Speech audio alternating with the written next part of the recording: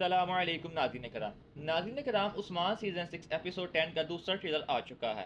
Trailer के आगाज़ में हमें बिहान साहब की शहादत का मंजर दिखाया जाता है। जैसा कि हमने आपको पहले ही बता दिया था कि आने वाले एपिसोड के अंदर बिहान साहब की शहादत हो जाएगी और वही चीज़ हमें ट्रेलर के अंदर देखने को मिलती है। उसके बाद उस्मान बे जो बिहान साहब की तलवार होते हैं वो सरजा उसके बेटे को दे देते हैं और ये बात कहते हैं कि तुरक यतीम तो हो सकता है लेकिन बिना घर के कभी नहीं हो सकता और हम इसका इंतकाम ज़रूर लेंगे कमांडर लूकस और सोफिया से। इसके बाद नाज़िन कराम बेगम खातून को उस्मान बे ने करसी बे के बाद जासूसी के लिए भेजा था लेकिन वो उसमें नाकाम रही। जैसे ही उन्होंने उस्मान बे को यह बात बताने के लिए अपने खात्मा को भेजा कि मुकम्मल तौर पर इत्तेहाद कर चुके हैं कारसी और कमांडर लूकस आपके खिलाफ, वो बात कायमास देख लेता है और वो जाकर कारसी बे को बता देता है और आने वाले एपिसोड के अंदर उनकी गद्दारी आश्कार हो जाएगी और वो पकड़ी जाएंगी। लेकिन नाज़रीन कराम इस ट्रेलर के अंदर हमें एक ये भी चीज़ देखने को मिलती है कि कायमास अलाउद्दीन बे और गोंजा खातून से मिलता हुआ नजर आ रहा है।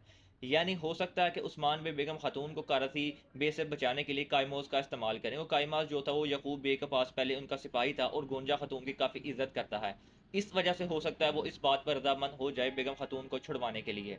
और इसके चलते हुए नाज़रीन कराम आने वाले एपिसोड के अंदर जो आखिरकार किला है वहाँ पर हमें दोबारा एक लड़ाई होती हुई दिखाई दे रही है। जैसा कि ट्रेलर के अंदर दिखाया जा रहा है कि जारकुताई बे और उरहान बे मंजीको के साथ अक्सार किले के बाहर होते हैं और वहां से वो गोले फेंक रहे होते हैं अक्सार किले के ऊपर।